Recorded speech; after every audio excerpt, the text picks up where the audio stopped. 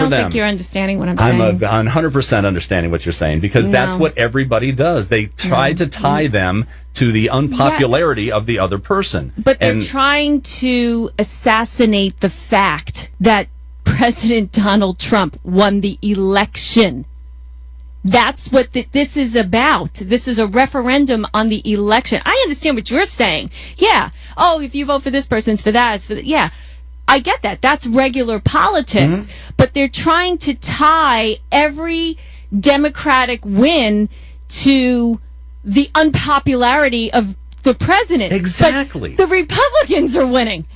And probably a Republican will win in Georgia, but they'll never tie that to his popularity. But if a Democrat win, they would say, see how unpopular President Donald Trump is? They want to assassinate the fact that he won. So they're a 39% approval rating nationally for the president. So they're trying to tie him directly to the president. It's like, hey, he's got a 39% approval rating. Do you really want another Republican in office to carry on that legacy?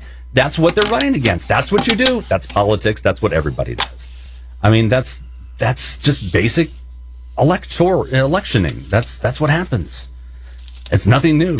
It's been going on forever.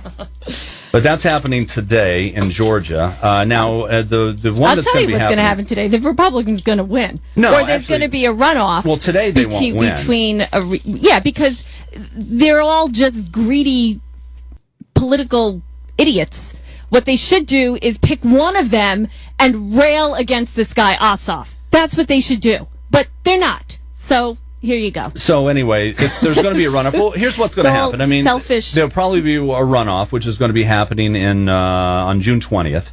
And at that point in time, the Republican will probably win. So, I mean, that's what will happen on June 20th when they have a runoff from whoever is the top Democrat and the top Republican. Will that be an indication that President Donald Trump is more popular than they think? In that one district, sure. Now, there is going to be having a runoff here, and not a runoff, but in South Carolina. May 2nd is the date that they're going to be having a special election to fill the seat of Mick Mulvaney, who is in the Office of Budget and Management in the Trump regime as well.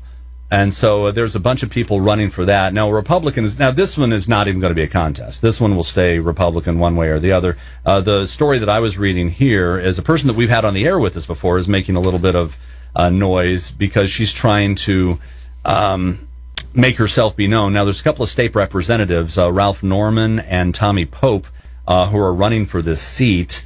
And Sherry Few, who ran for the superintendent of education, if I'm not mistaken, she's running for the seat as well. She's running an ad right now, and she's waving the Confederate flag and talking about talking about it's time for leaders to stand up and stop political correctness and fight for what we believe. And they started a war on history, and here's the Confederate flag to prove that I'm one of you. So anyway, do you think the Confederate flag is going to get her elected to the U.S. House of Representatives? I don't know. Well, I don't know. We'll see. I doubt it. I almost say I hope not. I hope not to. Because if that's what people really care about, I mean, really. So that's not our district here, but that's in the middle of the state. All right, 7:50 on Hot Talk 99.5, Hot Talk Morning Show, along with Dave and Liz. Coming up in just a second. I don't really know why the Confederate flag is just an ongoing issue. I had a friend of mine who actually just sent me an email yesterday. He said, Dave, I just read this article about some guy in North Carolina about comparing Lincoln to Hitler. You remember that from last week? Yeah. And so he's like, why is that happening?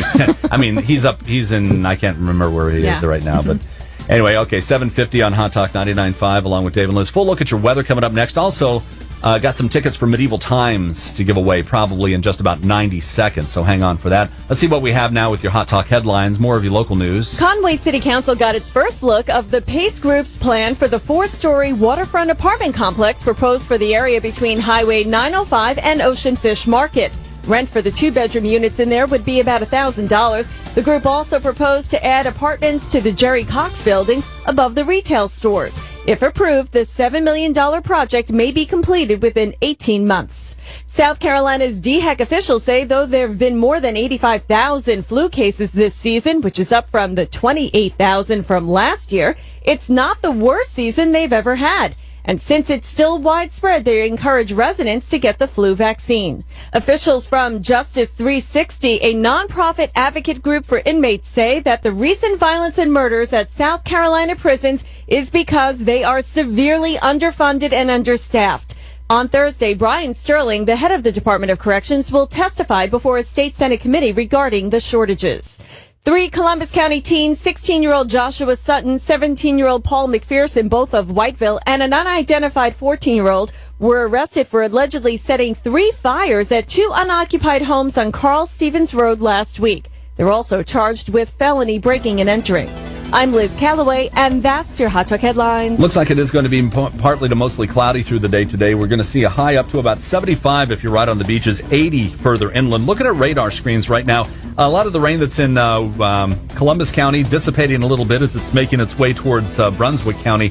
But there's really nothing in South Carolina of note right now as far as rain is concerned. But we do have a chance a little bit later on this afternoon, middle of the day, maybe 50%. Tonight's low down to 61. Tomorrow we'll see a high again back up to about 75 with, again, a chance of some midday showers. 7:52 on Hot Talk 99.5. Do want to make you a winner right now as well. We've got 2 tickets for Medieval Times to give away. Medieval Times Dinner and Tournament. You want to go out to the show anytime in the next 30 days.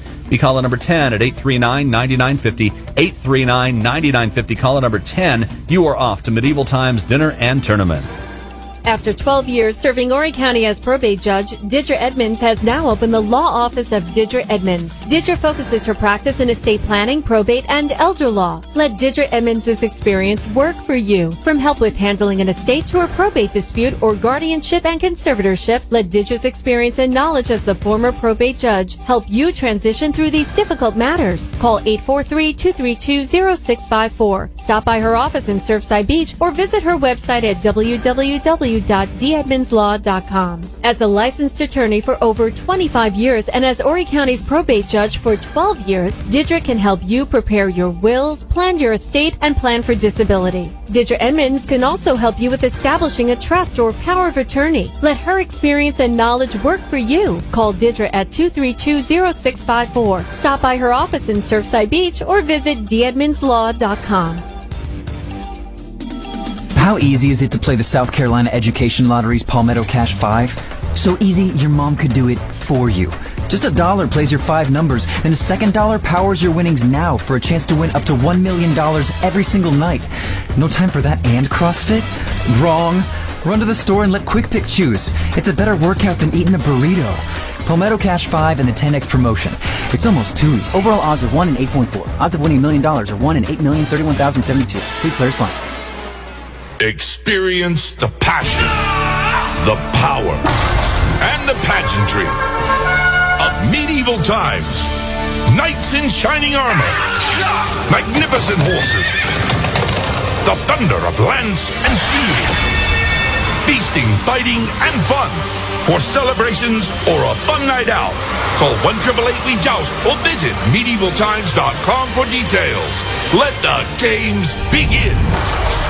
The Shakora Rotary Club of Myrtle Beach presents the 5th annual Waves of the Future on Sunday, April 23rd at 4 p.m. at the Calvin Gilmore Theater at the Carolina Opry. Waves of the Future is Rotary's celebration of Horry County schools, celebrating the many talents, including singing, dancing, and instrumentals of students ranging from elementary to high school age, all from different Horry County schools.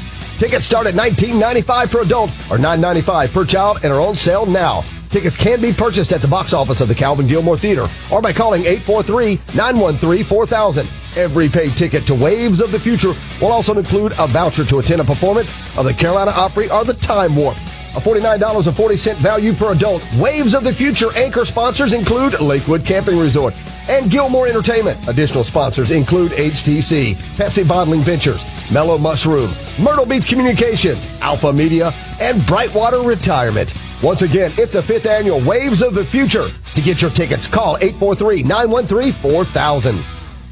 From the beach to the State House to the White House.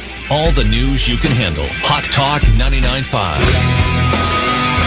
Congratulations going out to Denise Bartley. Denise Bartley from Little River. She was calling number 10 just a second ago. She picked up 2 tickets for Medieval Times dinner and tournament to go anytime your little heart desires in the next 30 days. Denise, thanks so much for listening. We appreciate it. Enjoy yourself out at Medieval Times. We know that you will. Don't you think? It's like rain on your wedding day. It's a free ride on your already paid. It's the good advice that you just stay and take. And who would have thought it's bigger? Isn't it ironic? One of my favorite segments here is irony. I always love ironic stories, and you I like always that find song. The song. That album is a great album. If you don't own Jagged Little Pill, it's one of the best albums of all time, probably. But anyway, ironic stories always strike me, and I was like, God, that's just an awesome story. Here's a few ironic stories that I've found in the past few weeks that have just kind of been laying around here. Let's go ahead and see if I can throw some out. This is a real easy one. This is like the epitome of irony. This one happened the other day. Apparently, a